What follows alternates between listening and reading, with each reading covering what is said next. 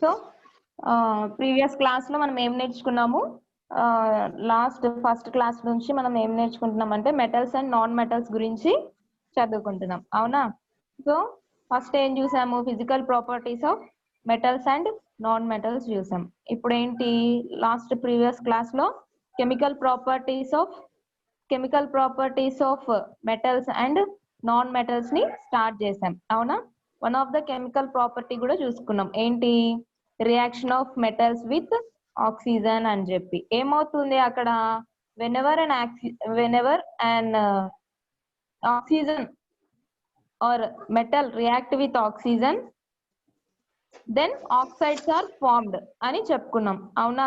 Metals అనేటివి oxygen తో react అయినప్పుడు ఏం ఫామ్ అవుతాయి అంటే ఆక్సైడ్స్ అనేటివి ఫామ్ అవుతాయి. ఎలాంటి ఆక్సైడ్స్ ఫామ్ అవుతూ వచ్చాయి అంటే those are basic in nature. అంటే బేసిక్ ప్రాపర్టీస్ కలిగి ఉన్న ఆక్సైడ్స్ అనేటివి ఫామ్ అవుతూ వచ్చినాయి.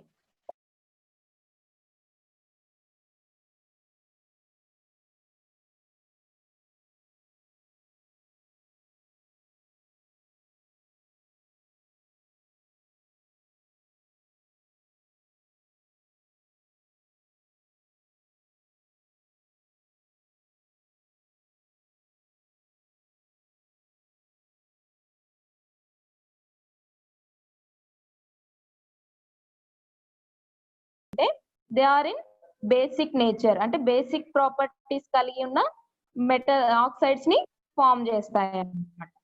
సో అది దానికోసమే మనం లాస్ట్ టైం ఒక యాక్టివిటీ కూడా చూపించాను మీకు. టెక్స్ట్ బుక్ లో పేజ్ నెంబర్ 56 లో ఉంటది. సో దానికి సంబంధించిన ఈక్వేషన్ కూడా అక్కడ ఇచ్చారు చూడండి. పేజ్ నెంబర్ 57 లో పైన ఈక్వేషన్ ఇచ్చారు. ఏంటి? Magnesium plus oxygen it gives rise to magnesium oxide అని ఇచ్చారా? సో ఇక్కడ మెగ్నీషియం అనేది ఏంటి? వన్ ఆఫ్ ద మెటల్ అనేది దేంతో రియాక్ట్ అవుతుంది? ప్లస్ ఆక్సిజన్ తో రియాక్ట్ అయినప్పుడు ఏం ఫామ్ అయింది? మెగ్నీషియం ఆక్సైడ్ అనేది ఫామ్ అయింది. That is one of the oxide which is in basic nature అంటాం. బేసిక్ నేచర్ కలిగి ఉన్న ఆక్సైడ్స్ ని ఫామ్ చేస్తాయి. ఏంటి? మెటల్స్. ఎప్పుడు అంటే ఆక్సిజన్ తో రియాక్ట్ అయినప్పుడు, అవునా? So what about non metals? So same as metals అన్నమాట. whenever non-metal is react with oxygen, then oxides are formed. What type of oxides those are అంటే అవి ఎలాంటి ఆక్సైడ్స్ అంటాము అంటే they are in acidic nature కలిగి ఉన్న. అందరూ videos on చేసుకోండి అమ్మా, వీడియోస్ ఆన్ చేసుకోండి. చైతుశ్రీ, స్ఫూర్తి, ఈరమ్మ. సో ఎలాంటి ఆక్సైడ్స్ అనేటివి ఫామ్ అవుతాయి అంటే those are in acidic nature కలిగి ఉన్న ఆక్సైడ్స్ అనేటివి ఫామ్ అవుతాయి. ఎప్పుడు? ఒక నాన్ మెటల్ ఆక్సిజన్ తో రియాక్ట్ అయినప్పుడు. అర్థమవుతుందా? సో ఇక్కడ రివర్స్ జరుగుతుంది అన్నమాట. మెటల్ ఆక్సిజన్ తో రియాక్ట్ అయితే బేసిక్ నేచర్ కలిగిన ఆక్సైడ్స్ ఫామ్ అవుతాయి. అదే నాన్ మెటల్ ఆక్సిజన్ తో రియాక్ట్ అవుతే అసిడిక్ నేచర్ కలిగి ఉన్న ఆక్సైడ్స్ అనేటివి ఫామ్ అవుతాయి. ఇక్కడ మీకు టెక్స్ట్ బుక్ లో ఇచ్చిన 2 ఈక్వేషన్స్ చూడండి. ఒకసారి టెక్స్ట్ బుక్ చూడండి, పేజ్ నెంబర్ 57 లో పైన ఇచ్చిన ఈక్వేషన్స్. ఇక్కడ మెగ్నీషియం ఆక్సిజన్ తో రియాక్ట్ అవుతూ వచ్చింది. Magnesium is nothing but it is a metal, అవునా? అది మెటల్. ఏం ఫామ్ అయింది?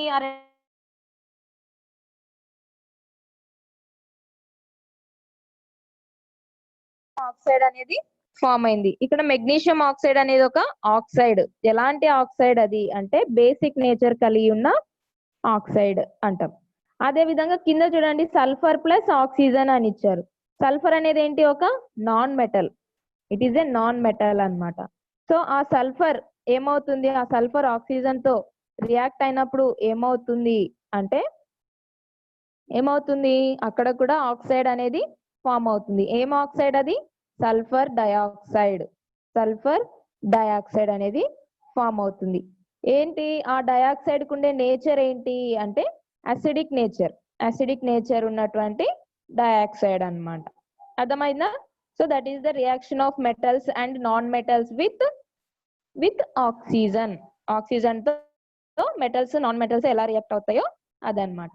సో నెక్స్ట్ మనకున్నది ఏంటి, రస్టింగ్ ఆఫ్ మెటల్స్. రస్టింగ్ అంటే మీరు 7th క్లాస్ లోనే నేర్చుకున్నారు. లాస్ట్ ప్రీవియస్ క్లాస్ లో కూడా నేను ఒకసారి మీకు రిమైండ్ చేశాను.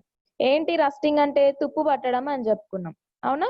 ఒక ఐరన్ రాడ్ గానీ, లేదంటే ఏదైనా మన ఇంటి గేట్ గానీ, ఏదో సంథింగ్ ఐరన్ తో తయారు చేసింది, లేదంటే మెటల్స్ తో తయారు చేసిన ఏ వస్తువు అయినా కూడా గాలికి ఎక్స్పోజ్ అయితే వచ్చినప్పుడు, అంటే ఆ మనం బయట మన సరౌండింగ్స్ లో బయట గాలి ఉంటది కదా, మనం పీల్చుకునే గాలి ఉంటది కదా, ఆ గాలికి ఎక్స్పోజ్ అయితే వచ్చినప్పుడు ఏమవుతాయి ఆ మెటల్స్ అంటే తుప్పు పట్టిపోతాయి. దాన్నే ఏమంటున్నాము, రస్టింగ్ అంటున్నాం. అలా తుప్పు పట్టకుండా ఉండాలి అంటే ఏం చేస్తాము, దానిపైన ఒక కోటింగ్ అనేది వేస్తామని చెప్పుకున్నాం, అవునా? 7th క్లాస్ లో చెప్పుకున్నాం. ఒకసారి కావాలంటే ఆ టెక్స్ట్ బుక్స్ ని మీరు తీసి చూడండి, సరేనా?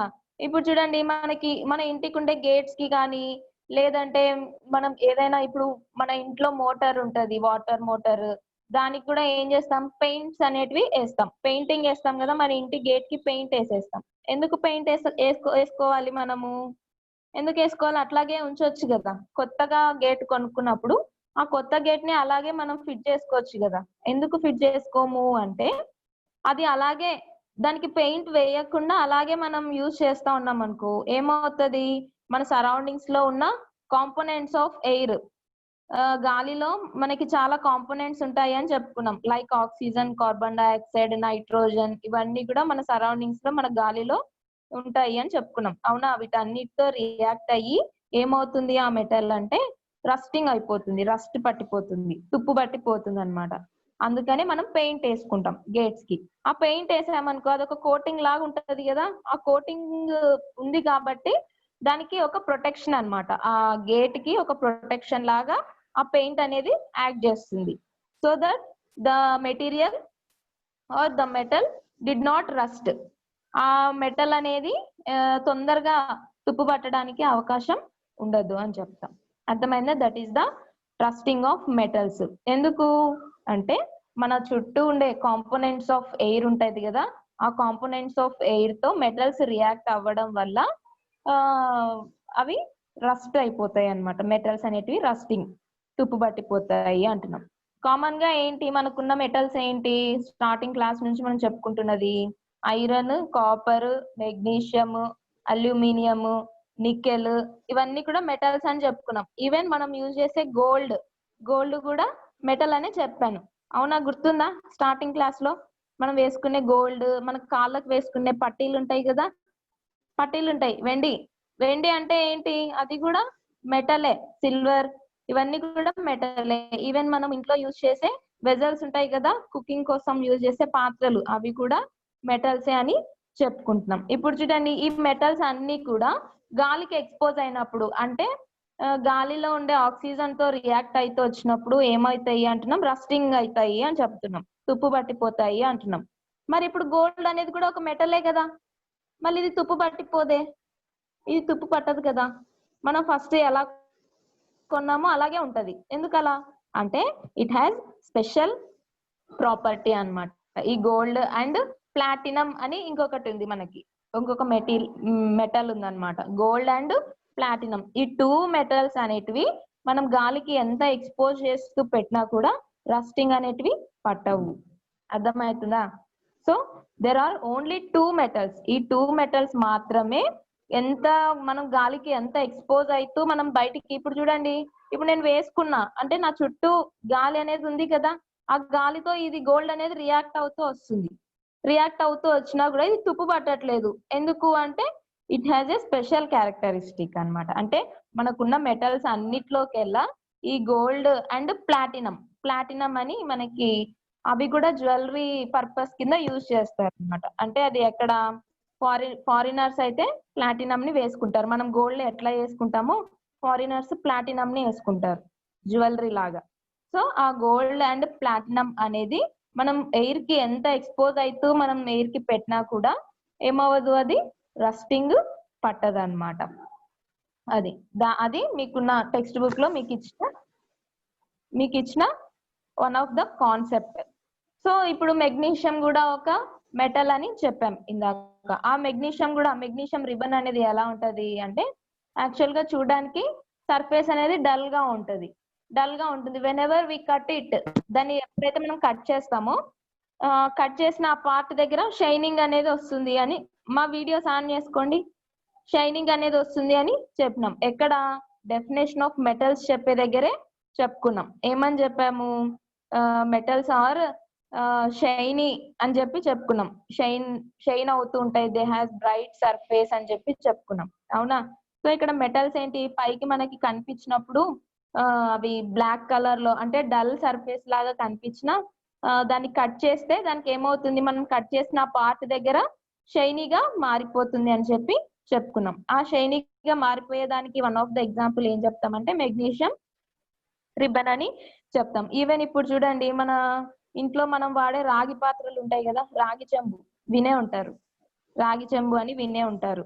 సో రాగి చెంబులో నుంచి వాటర్ తాగుతారు మంచిది అని చెప్పి. ఆ రాగి చెంబు చూడండి, మనం రోజు యూజ్ చేస్తూ ఉంటే ఫస్ట్ మనం స్టార్టింగ్ లో కొన్నప్పుడేమో బాగా మెరుస్తా ఉంటది ఆ రాగి చెంబు. తర్వాత ఏమవుతుంది, కొద్ది రోజులకి డల్ సర్ఫేస్ అనేది దాని మీదకి వచ్చేస్తుంది, అంటే దాని షైనింగ్ అనేది పోతుంది అనమాట. ఎందుకు పోతుంది అంటే because of it reacts with the components of air అన్నమాట. తన చుట్టూ ఉండే కాంపోనెంట్స్ ఆఫ్ ఎయిర్ తో అది రియాక్ట్ అవుతూ వస్తుంది. కాబట్టి ఫస్ట్ మనం స్టార్టింగ్ లో కొన్న షైనింగ్ అనేది దానికి ఫర్దర్ గా ఉండదు. ఇప్పుడు అది మళ్ళీ షైన్ అవ్వాలంటే ఏం చేస్తారు, దాన్ని బాగా తోముతారు కదా, చింతపండు వేసి ఏమేమో వేసి తోముతారు రాగి చెంబుని. అవునా? కావాలంటే మీ అమ్మ నాన్నని అడగండి, మీ పేరెంట్స్ ని అడగండి, రాగి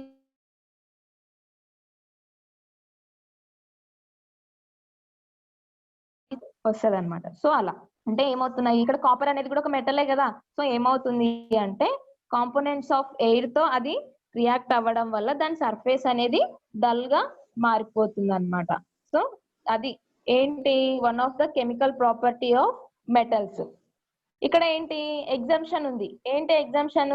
2 మెటల్స్ కి ఎగ్జంప్షన్ ఉంది. What are they? Gold and platinum. Gold and platinum అంటే ఏంటి, ఆ రెండు ఎంత ఎక్స్పోజ్ చేసినా కూడా, ఎయిర్ కి ఎంత ఎక్స్పోజ్ అయినా కూడా అవి తుప్పు పట్టవు అని చెప్పి చెప్తున్నాం. అవునా? మా వీడియో ఆన్ చేసుకో చేతుశ్రీ. So that is the rusting of metals. Next మనకున్న కెమికల్ ప్రాపర్టీ ఏంటి అంటే reaction of metals and non metals with water అని చెప్తాం. సో వాటర్ తో మెటల్స్ నాన్ మెటల్స్ ఎలా రియాక్ట్ అవుతాయి అని చెప్పి. ఇప్పుడు చూడండి, వన్ ఆఫ్ ద మెటల్ బాగా మోర్ రియాక్టివ్ మెటల్ తీసుకున్నాం ఒకటి. ఏంటి ఆ మోర్ రియాక్టివ్ మెటల్ అంటే, మీకు టెక్స్ట్ బుక్ లో ఒకసారి చూడండి, పేజ్ నంబర్ 57, పేజ్ నంబర్ 57 చూడండి. సో అక్కడ ఏం తీసుకున్నారు, వీళ్ళు తీసుకున్న మెటల్ ఏంటి అంటే సోడియం. సోడియం మెటల్ తీసుకున్నారు. ఎక్కడ ఉంటుంది సోడియం జనరల్ గా అంటే కిరోసిన్ లో ఉంటుంది అనమాట. కిరోసిన్ ఉంటది కదా, చూసారా, కిరోసిన్ లో సోడియం అనే మెటల్ ఉంటది. సో ఆ కిరోసిన్ నుంచి సోడియం మెటల్ ని మనం సపరేట్ చేస్తాం బై సంథింగ్ ప్రాసెస్ చేస్తూ ఆ సోడియం ని తీస్తారనమాట. అంటే ఫిల్టర్ పేపర్ యూజ్ చేసి తీస్తారనమాట. ఇప్పుడు చూడండి, మీకు ఇక్కడ ఒక యాక్టివిటీ ఇచ్చినారు, పేజ్ నెంబర్ 57 చూడండి, రియాక్షన్ విత్ వాటర్ అని చెప్పి. సో అక్కడ ఏమవుతుంది,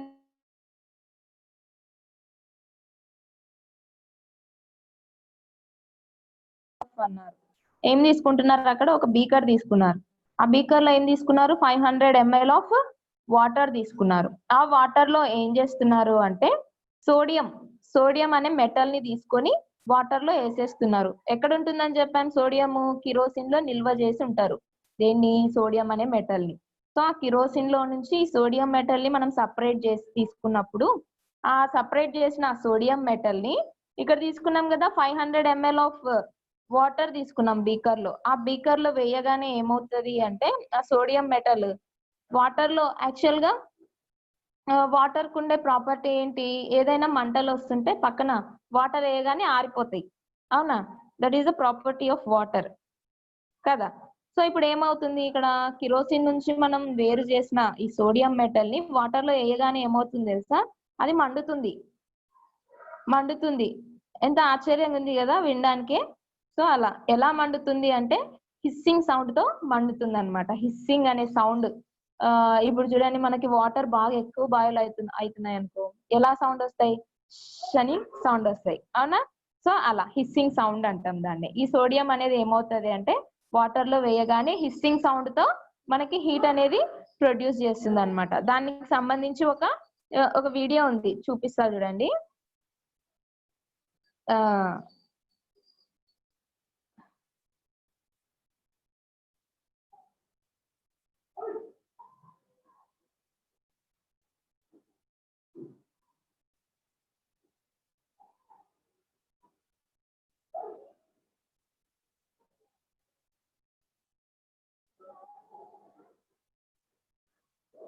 చూడండి మా ఇక్కడ కనిపిస్తుందా? హలో హలో కనిపిస్తుంది మిస్. ఏం కనిపిస్తుంది? ఇక్కడ చూడండి, ఇక్కడ 5 బీకర్స్ తీసుకున్నారు. ఇదంతా మనకు అనవసరము. ఫస్ట్ మనం చూసేది ఏంటి? సోడియం మెటల్ కదా. చూడండి, అది అక్కడ పొటాషియం మెటల్. ఫస్ట్ లో అక్కడ చూడండి, మీకు వీడియో కనిపిస్తుందా? అక్కడ చూడండి ఏమైంది అక్కడ చూడండి. ఫస్ట్ బీకర్ లో ఏం తీసుకున్నారంటే పొటాషియం మెటల్. ఆ పొటాషియం మెటల్ ని ఎప్పుడైతే మనం వాటర్ లో వేసామో చూడండి ఎలా మండిపోతుందో. యాక్చువల్ గా వాటర్ కుండే లక్షణం ఏంటి?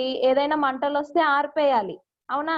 అలా కాకుండా ఇక్కడ అంతా రివర్స్ గా జరుగుతుంది. ఏమవుతుంది చూడండి, ఆ పొటాషియం మెటల్ ని ఒక పీస్ ఆఫ్ పొటాషియం మెటల్ ని అందులో వేయగానే మంటలు వచ్చేస్తున్నాయి. సేమ్ యాజ్ సోడియం కూడా. పక్కన మీ సెకండ్ బీకర్ లో ఏం తీసుకున్నారు? Sodium metal. కింద Na అని రాస్తున్నారా? Na is nothing but natrium అంటాం. సోడియం యొక్క కెమికల్ నేమ్ అది, నేట్రియం అంటాం. సోడియం ని కూడా వాటర్ లో వేస్తే ఏమవుతుంది? హిస్సింగ్ సౌండ్ తో అది మంటల్ని బయటికి తెస్తుంది అనమాట. హిస్సింగ్ సౌండ్ తో మండిపోతూ ఉంటుంది. ఏంటి? సోడియం అనే మెటల్. లైక్ దట్ పొటాషియం కూడా సేమ్ అన్నమాట. చూడండి, పొటాషియం అయితే ఎక్కువ మంటతో మండిపోతుంది, అవునా? అక్కడ మీకు కనిపిస్తుంది కదా, పొటాషియం అయితే ఎక్కువ మంటలతో మండిపోతుంది. అదే సోడియం అయితే ఏంటి? హిస్సింగ్ సౌండ్ తో ఆ సర్ఫేస్ యొక్క వాటర్ యొక్క సర్ఫేస్ పైన హిస్సింగ్ సౌండ్ తో ఫ్లోట్ అవుతూ ఉంటుంది అనమాట. అక్కడక్కడ తిరుగుతా హిస్సింగ్ సౌండ్ తో మండుతూ ఉంటుంది అనమాట. ఏంటి? Sodium metal. సో అది. సో ఇప్పుడు ఏంటి, అలా కొన్ని మెటల్స్ కి కొన్ని ప్రాపర్టీస్ ఉంటాయన్నమాట. అదే మనం కాల్షియం అనే మెటల్ తీసుకున్నాం అనుకోండి. కాల్షియం చూడండి, ఇక్కడ చూడండి, ఈ వీడియో చూస్తున్నారా? ఇక్కడ పొటాషియం అనేది మండిపోతుంది. ఇక్కడ థర్డ్ ఏంటి? కాల్షియం తీసుకున్నారు. ఆ కాల్షియం అనే మెటల్ ని వాటర్ లో వేస్తే ఏమవుతుందంటే ఆ కాల్షియం యొక్క డెన్సిటీ అనేది వాటర్ డెన్సిటీ కంటే ఎక్కువగా ఉంటది. డెన్సిటీ ఈజ్ నథింగ్ బట్ బరువు అంటాం, మాస్ బై వాల్యూమ్ అంటాం. సో కాల్షియం యొక్క డెన్సిటీ అనేది వాటర్ డెన్సిటీ కంటే ఎక్కువగా ఉంటది కాబట్టి ఆ కాల్షియం మెటల్ యొక్క చిన్న పీస్ ని మనము ఈ వాటర్ లో వేసేస్తే ఏమవుతుంది? ఫస్ట్ ఏమో కింద అడుగు భాగంలోకి వెళ్ళిపోతుంది. ఆ బీకర్ యొక్క అడుగు భాగంలోకి వెళ్ళిపోయి అక్కడ డిపాజిట్ అవుతుంది. కొద్దిసేపటి తర్వాత ఒక బబుల్స్ అనేటివి ఫామ్ అయ్యి ఆ కాల్షియం మెటల్ ని పైకి ఫ్లోట్ అయ్యేటట్టు చేస్తాయి అన్నమాట. So that is the concept of metals when react with water. అంటే ఏంటి? These 3 metals are more reactive with water. అంటే ఏంటి? ఈ 3 మెటల్స్ ఏంటేంటి? పొటాషియం అన్నాం, ఇక్కడ మండుతా ఉంది కదా పైన. సో అది పొటాషియం. అండ్ ఇక్కడ Na అన్నాం. Na ఏంటి? ఇక్కడ చూడండి, Na అంటే సోడియం అన్నాం. And calcium. ఈ 3 మెటల్స్ గురించి చూసుకున్నాం. ఆ 3 మెటల్స్ ఏంటి అంటే they are more react with water అని చెప్తామన్నమాట. Those are metals. ఆ మెటల్స్ అనేటివి వాటర్ లో ఇలా రియాక్ట్ అవుతాయి. అది వాటర్ లో వేసినప్పుడు ఏమవుతుంది అంటే, ఎస్పెషల్ గా మీకు టెక్స్ట్ బుక్ లో ఇచ్చిన వన్ ఆఫ్ ద మెటల్ ఏంటి అంటే సోడియం గురించి ఇచ్చారు. ఏమవుతుంది? ఆ సోడియం మెటల్ వాటర్ లో పీస్ ఆఫ్ సోడియం మెటల్ మనం వేయగానే హిస్సింగ్ సౌండ్ తో అది సర్ఫేస్ ఆఫ్ వాటర్ పైన ఫ్లోట్ అవుతూ ఉంటుంది. It floats on the surface of water with hissing sound అంటాం. అర్థమైందా? That is the nature of sodium. So అది. వాట్ అబౌట్ ఇది మెటల్స్ కదా. Next what about non metals ఎలా రియాక్ట్ అవుతాయి వాటర్ తో అంటే, జనరల్ గా నాన్ మెటల్స్ అనేటివి వాటర్ తో రియాక్ట్ అవ్వవు. So they do not react with water. Only some of the metals, అవి కూడా ఇక్కడ మనం 3 మెటల్స్ చూసాం కదా, ఈ 3 మెటల్స్ మాత్రమే వాటర్ తో రియాక్ట్ అయితే వచ్చినాయి. ఇంకా కొన్ని మెటల్స్ ఉన్నాయి మనకి. కొన్ని మెటల్స్ ఏమో హాట్ వాటర్ తో రియాక్ట్ అవుతాయి అన్నమాట. ఇంకా కొన్ని మెటల్స్ ఏమో స్టీమ్ తో రియాక్ట్ అవుతాయి. స్టీమ్ అంటే ఏంటి? ఆవిరితో రియాక్ట్ అవుతూ వస్తాయి అన్నమాట. మెయిన్ గా మనం చెప్పుకునేది ఏంటి అంటే ఈ 3 metals. What are that? Potassium అంటే K, దాని యొక్క కెమికల్ ఫార్ములా వచ్చేసి K అంటాం. Potassium, sodium and calcium, they are more reactive in water అని చెప్తాం. So that is the concept అన్నమాట. అర్థమైందా ఏమా? సో అది నెక్స్ట్ మనకుండే కెమికల్ ప్రాపర్టీ ఏంటి అంటే రియాక్షన్ విత్ యాసిడ్స్ అంటాం. పేజ్ నెంబర్ 58 లో ఉంటది. ఏంటి reaction of acids? Whenever a metal react with acids then hydrogen gas is evolved అని చెప్తాం.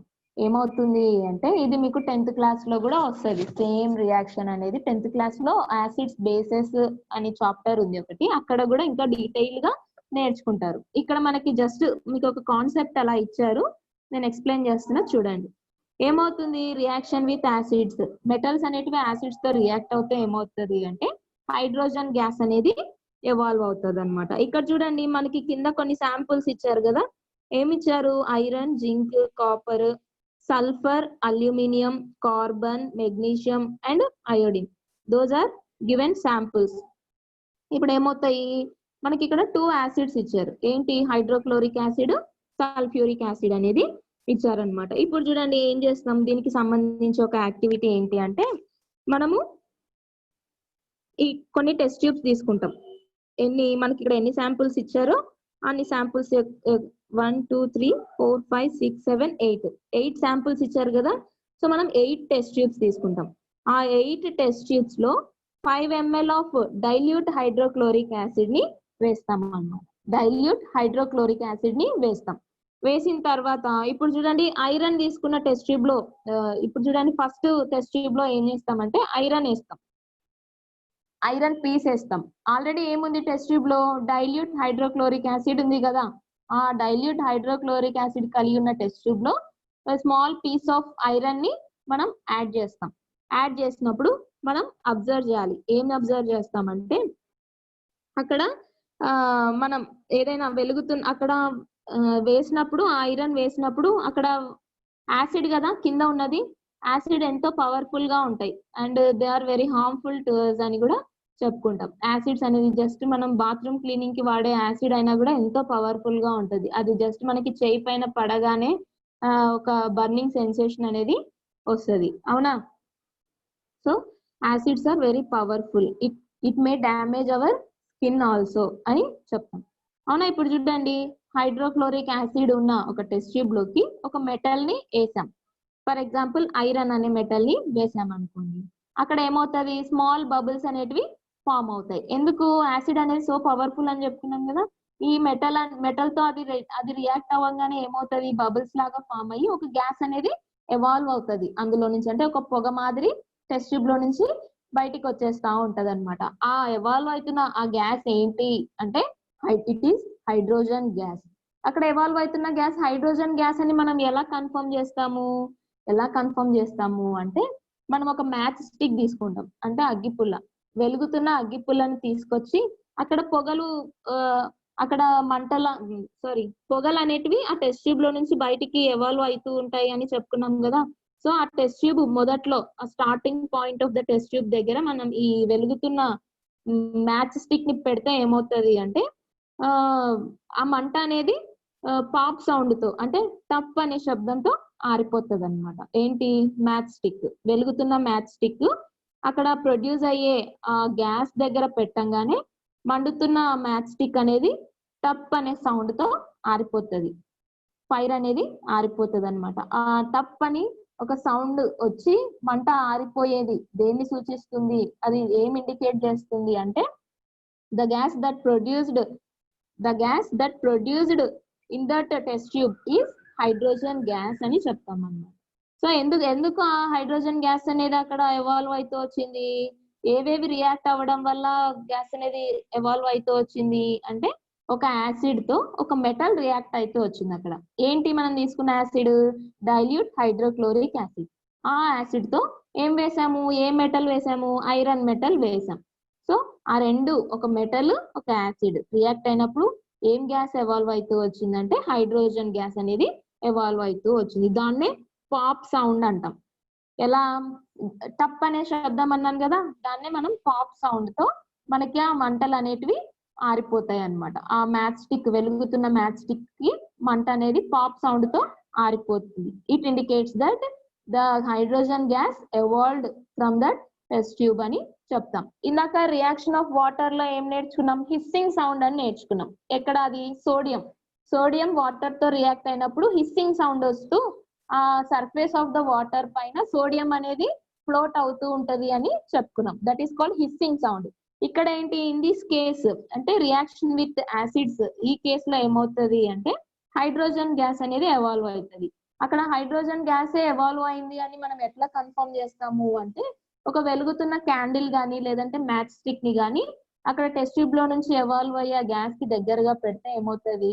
ఆ వెలుగుతున్న క్యాండిల్ అనేది పాప్ సౌండ్ తో, టప్ అని ఒక శబ్దంతో ఆరిపోతుంది అనమాట. It indicates that it is the hydrogen gas అని కన్ఫర్మ్ చేస్తాం. సో అట్లానే ఇప్పుడు మనం ఐరన్ మాత్రమే తీసుకున్నాం కదా, నెక్స్ట్ మనకి ఇక్కడ కొన్ని శాంపుల్స్ ఇచ్చారు. జింక్ మెటల్ ఇచ్చారు, కాపర్ మెటల్ ఇచ్చారు, సో అల్యూమినియం మెటల్ ఇచ్చారు, magnesium metal. These are all the metals అన్నాం కదా. సో ఈ మెటల్స్ అన్నిటిని మనం టెస్ట్ చేస్తే ఏమవుతుంది తెలుసా? ఆ హైడ్రోక్లోరిక్ యాసిడ్ ని 8 టెస్ట్ ట్యూబ్స్ లలో తీసుకున్నాం కదా. ఈ 8 టెస్ట్ ట్యూబ్స్ లలో తీసుకున్న హైడ్రోక్లోరిక్ యాసిడ్ తో ఒక్కొక్క టెస్ట్ ట్యూబ్ లో ఒక్కొక్క మెటల్ ని మీరు యాడ్ చేసి చూస్తే, every metal when reacts with acid then they evolved hydrogen gas అని మనం కంక్లూడ్ చేస్తాం అన్నమాట. వాట్ ఎవర్ ద మెటల్, అది ఏ మెటల్ అయినా కూడా యాసిడ్ తో రియాక్ట్ అయినప్పుడు ఏం ఫామ్ అవుతుంది అంటే హైడ్రోజన్ గ్యాస్ అనేది ప్రొడ్యూస్ అవుతుంది అని చెప్తాం. అర్థమైందా? So that is the one of the concept in your text book అన్నమాట. దానికోసమే మీకు ఇక్కడ ఫిగర్ 10 లో ఇచ్చారు చూడండి. ఏం చేస్తున్నారు అక్కడ చూడండి. ఆమె ఏం చేస్తుంది? టెస్ట్ ట్యూబ్స్ అన్నిట్లో హైడ్రోక్లోరిక్ యాసిడ్ ని తీసుకొని మనకి ఇచ్చిన శాంపుల్స్ తో టెస్ట్ చేస్తుంది అనమాట. So that sound, pop sound indicates that there is a presence of hydrogen gas అని చెప్తాం. అలాగే ఇక్కడ మనం తీసుకుంది హైడ్రోక్లోరిక్ యాసిడ్ కదా. నెక్స్ట్ ఫర్దర్ గా ఇంకొక యాసిడ్ అనేది ఇచ్చారు మీకు టేబుల్ 8 లో, థర్డ్ కాలం లో ఇచ్చారు. ఏంటి? Sulphuric acid. సల్ఫ్యూరిక్ యాసిడ్ ని యూజ్ చేసి కూడా మనం టెస్ట్ చేయొచ్చు అన్నమాట. ఏమవుతుంది అక్కడ కూడా అంటే, అక్కడ కూడా there is a presence of hydrogen gas అని చెప్తాం. సో హిస్సింగ్ సౌండ్ కి పాప్ సౌండ్ కి మీరు కన్ఫ్యూజ్ అవ్వకూడదు. హిస్సింగ్ సౌండ్ ఎక్కడ వస్తుంది? When sodium reacts with water తో సోడియం మెటల్ రియాక్ట్ అవుతూ వచ్చినప్పుడు హిస్సింగ్ సౌండ్ తో ఆ సర్ఫేస్ ఆఫ్ వాటర్ పైన సోడియం మెటల్ పీస్ అనేది ఫ్లోట్ అవుతూ వచ్చింది. అది అక్కడ హిస్సింగ్ సౌండ్. ఇక్కడ ఏం సౌండ్? Pop sound. కావాలంటే మీరు అక్కడ అండర్లైన్ చేసుకోండి, టెక్స్ట్ బుక్ లో ఉంది కదా pop sound. So pop sound ఎప్పుడు వస్తుంది? Whenever there is presence of hydrogen gas అందులో ప్రజెంట్ అయి ఉన్నప్పుడు మనం వెలుగుతున్న క్యాండిల్ ని ఆ గ్యాస్ కి దగ్గరగా పెడితే ఏమవుతుంది? పాప్ సౌండ్ తో ఆ ఫైర్ అనేది ఆరిపోతుంది అన్నమాట. So it indicates that there is presence of hydrogen gas అంట. సో నెక్స్ట్ మనకున్నది ఏంటి? Reactivity of metals. అంటే ఒక మెటల్ ఇంకొక మెటల్ తో రియాక్ట్ అవ్వడం. ఇంతవరకు ఏం చూసాము? ఆక్సిజన్ తో మెటల్స్ ఎలా రియాక్ట్ అవుతాయో చూసాం. So reaction of metals with water చూసాం, reaction of metals with acids చూసాం. ఇప్పుడు ఏంటి? Metals react with another metal. One metal react with another metal. అంటే 2 మెటల్స్ రియాక్ట్ అవుతే ఏం జరుగుతుంది అని చెప్పి చూస్తాం. దానికి సంబంధించి మీకు 59 పేజ్ నెంబర్ లో ఒక యాక్టివిటీ ఉంది చూడండి. ఇక్కడ ఏం తీసుకున్నారు? 5 బీకర్స్ తీసుకున్నారు. వీడియోస్ ఆన్ చేసుకోండి. స్ఫూర్తి, వసంత, చైతుశ్రీ ఎక్కడ పోయింది? సో ఇక్కడ 5 బీకర్స్ తీసుకున్నాం. టెక్స్ట్ బుక్ చూస్తున్నారా? టెక్స్ట్ బుక్ దగ్గర పెట్టుకోండి. వసంత మేడం పెట్టుకున్నాను మేడం. వీడియో ఆన్ చేసుకోమా. సో పేజ్ నెంబర్ 59 లో మీకు ఇక్కడ ఒక యాక్టివిటీ ఉంది. ఏంటి? దేనికి సంబంధించిన యాక్టివిటీ ఇది? ఒక మెటల్ ఇంకో మెటల్ తో రియాక్ట్ అవుతే ఏమవుతుంది అని చెప్పి చూడడానికి ఒక యాక్టివిటీ అన్నమాట. చూడండి ఇక్కడ 5 బీకర్స్ తీసుకున్నారు కదా. సో మీరు ఈ క్లాస్ అయిన తర్వాత మీరు టెక్స్ట్ బుక్ చదవాలి కంపల్సరీ. నేను చెప్పిన క్లాస్ మాత్రమే కాదు, టెక్స్ట్ బుక్ చదివి ఇంకా ఎక్కడైనా ఏదైనా మిస్ అవుతూ వచ్చిందా అని మీరు చెక్ చేయాలి. అర్థమవుతుందా? జస్ట్ విన్నాము వెళ్ళిపోయినాము అనేది కాదు, అవునా? సో ఇక్కడ చూడండి 5 బీకర్స్ తీసుకున్నారు. ఈ 5 బీకర్స్ ని వాటికి నేమ్స్ ఇచ్చారు. ఏంటి? A B C D E అని చెప్పి. సో 5 బీకర్స్ ఉన్నాయి కదా. So first A and mute లో పెట్టుకోమ్మా, మ్యూట్ లో పెట్టుకో, ఎవరు వీడియో ఆన్ చేసుకొని మ్యూట్ లో పెట్టుకో. సో ఏ అండ్ బి అనే బీకర్స్ ఉన్నాయి కదా, ఈ 2 బీకర్స్ లో ఏం తీసుకున్నామంటే కాపర్ సల్ఫేట్ తీసుకున్నాం. కాపర్ సల్ఫేట్ యాక్చువల్ గా 50 ml ఆఫ్ వాటర్ తీసుకుంటాం అందులో. ఈ బీకర్స్ అన్నిట్లో ఫస్ట్ ఏం చేస్తాం, 50 ml ఆఫ్ వాటర్ తీసుకొని ఏ అండ్ బి అనే బీకర్స్ లో కాపర్ సల్ఫేట్ ని యాడ్ చేస్తాం అన్నమాట. అప్పుడు చూడండి యాడ్ చేయగానే యాక్చువల్ గా కాపర్ సల్ఫేట్ యొక్క కలర్ ఎలా ఉంటది తెలుసా, బ్లూ కలర్ లో ఉంటది, బ్లూ కలర్ లో ఉంటది. ఇక్కడ చూడండి, ఇక్కడ బ్లూ కలర్ ఎగ్జిస్ట్ అయితే వచ్చిందా, వాటర్ లో మనం ఆ కాపర్ సల్ఫేట్ ని యాడ్ చేయగానే బ్లూ కలర్ అనేది ఎగ్జిస్ట్ అయింది. సో ఏ అండ్ బి అనే బీకర్ లో ఏం యాడ్ చేసాం, కాపర్ సల్ఫేట్. ఇప్పుడు చూడండి సిడిఈ ఉన్నాయి కదా, ఈ సి అనే బీకర్ లో వాటర్ ఉన్నాయి కదా, ఆల్రెడీ 50 ml ఆఫ్ వాటర్ ఉన్నాయి. ఆ వాటర్ లో ఏం చేసామంటే జింక్ సల్ఫేట్ ని యాడ్ చేసాం అనమాట, జింక్ సల్ఫేట్. అండ్ ఈ అనే బీకర్ ఉంది కదా, ఈ అనే బీకర్ లో కూడా జింక్ సల్ఫేట్, ఈ రెండిట్లో జింక్ సల్ఫేట్ తీసుకున్నాం. మధ్యలో డి అనే బీకర్ ఉంది కదా, ఆ డి అనే బీకర్ లో ఏం తీసుకున్నాం అంటే ఐరన్ సల్ఫేట్ తీసుకున్నాం, ఐరన్ సల్ఫేట్. సో కన్ఫ్యూజ్ అవ్వద్దు, ఏ అండ్ బి అనే బీకర్స్ లో కాపర్ సల్ఫేట్ తీసుకున్నాం, అవునా. సి అండ్ ఈలో జింక్ సల్ఫేట్ తీసుకున్నాం, డిలో మాత్రమే ఐరన్ సల్ఫేట్ ని తీసుకున్నాం అన్నమాట. అర్థమైందా? సో ఇప్పుడు ఏం చేస్తామంటే ఇక్కడ చూడండి, ఏ అనే బీకర్ లో ఆల్రెడీ ఏముంది, కాపర్ సల్ఫేట్ కదా, ఆ కాపర్ సల్ఫేట్ లోకి ఏం చేస్తున్నామంటే జింక్ గ్రాన్యూల్స్ ని యాడ్ చేస్తాం, జింక్ గ్రాన్యూల్స్ ని యాడ్ చేస్తాం. అంటే ఏంటి, ఇక్కడ సి అనే బీకర్ లో ఆల్రెడీ జింక్ సల్ఫేట్ తీసుకున్నాం మనం, అవునా. సో అక్కడ ఇక్కడ తీసుకున్న కాపర్ సల్ఫేట్ బీకర్స్ లో ఏం చేయాలి అంటే ఏ అనే బీకర్ లో జింక్ గ్రాన్యూల్స్ ని యాడ్ చేస్తాం. కింద ఇక్కడ ఇచ్చినారు చూడండి, మీకు ఆ బీకర్స్ కిందనే పాయింట్స్ లాగా ఇచ్చారు, జింక్ గ్రాన్యూల్స్ ఇన్ బీకర్ ఏ అని ఇచ్చారు, అవునా. అంటే ఏం చేస్తున్నట్టు, ఏ అనే బీకర్ లో మనము జింక్ గ్రాన్యూల్స్ ని యాడ్ చేస్తున్నట్టు. నెక్స్ట్ చూడండి, బి అనే బీకర్ లో ఏం చేస్తున్నాము అంటే ఐరన్ నెయిల్ ని యాడ్ చేస్తున్నాం. ఐరన్ నెయిల్ అంటే తెలుసు కదా మీకు, మేకులు మనం ఇళ్లలో యూజ్ చేస్తామా మేకులు, సో అవి. So that is called iron nails అంట. ఆ ఐరన్ నెయిల్స్ ని ఎందులో యాడ్ చేస్తున్నాం అంటే బి అనే బీకర్ లో యాడ్ చేస్తున్నాం. అర్థమైందా? సో ఏలో ఏంటి, ఆల్రెడీ కాపర్ సల్ఫేట్ ఉంది, దానికి జింక్ గ్రాన్యూల్స్ ని యాడ్ చేసాం. బి అనే బీకర్ లో ఏంటి, ఆల్రెడీ కాపర్ సల్ఫేట్ ఉంది, దానికి ఐరన్ నెయిల్స్ ని యాడ్ చేసాం. ఇప్పుడు చూడండి, సి అనే బీకర్ ఉంది కదా, సి అనే బీకర్ లో ఏం తీసుకున్నాము, జింక్ సల్ఫేట్ తీసుకున్నాం, అవునా. కన్ఫ్యూజ్ అవ్వద్దమ్మా, కన్ఫ్యూజ్ అవ్వద్దు. సో సి అనే బీకర్ లో ఏం తీసుకున్నాం, జింక్ సల్ఫేట్ ని తీసుకున్నాం. ఆ జింక్ సల్ఫేట్ లోకి కాపర్ టర్నింగ్స్ ని యాడ్ చేస్తాం అన్నమాట. కాపర్ టర్నింగ్స్ అంటే కాపర్ ఈజ్ మెటల్ కదా, సో కాపర్ పీసెస్ ఒక వైర్ లాంటి ఆ టర్నింగ్స్ ని మనము యాడ్ చేస్తాం దేంట్లోకి, సి అనే బీకర్ లోకి. Already there is a zinc sulphate in C and ఈ బీకర్స్ అన్నాం. సో అలా అన్నమాట, కాపర్ టర్నింగ్స్ ని సి లోకి యాడ్ చేసాం. నెక్స్ట్ డి అనే బీకర్ లోకి ఏం చేసాము, మళ్ళీ కాపర్ టర్నింగ్స్ ని యాడ్ చేసాం. తర్వాత లాస్ట్ ఈ అనే బీకర్ లో ఏం యాడ్ చేస్తున్నాం అంటే ఐరన్ నెయిల్స్ ని యాడ్ చేస్తున్నాం. సో ఇలా ఇవన్నీ మిక్స్ చేసేసాం. అంటే ఏంటి, ఒక మెటల్ తో ఇంకొక మెటల్ ని యాడ్ చేసినాం, అంతే కదా. ఇక్కడ ఏంటి, కాపర్ అనేది ఒక మెటలే, జింక్ అనేది ఒక మెటలే, తర్వాత ఐరన్ అనేది కూడా ఒక మెటలే, అవునా. ఒక దాంట్లో ఒకటి మిక్స్ చేసేసినాం, అవునా. సో ఒక మెటల్ తో ఇంకొక మెటల్ ని మనము యాడ్ చేసాం. యాడ్ చేస్తే ఏమైంది, ఇప్పుడు చూడండి అక్కడ రియాక్షన్ అనేది ఎలా జరిగింది అంటే, ఇక్కడ చూడండి మీకు పక్కన 59 పేజ్ నంబర్ లో ఈక్వేషన్స్ ఇచ్చారు, కనిపిస్తున్నాయా ఈక్వేషన్స్ ఇటు సైడ్. నెక్స్ట్ హాఫ్ పేజ్ లో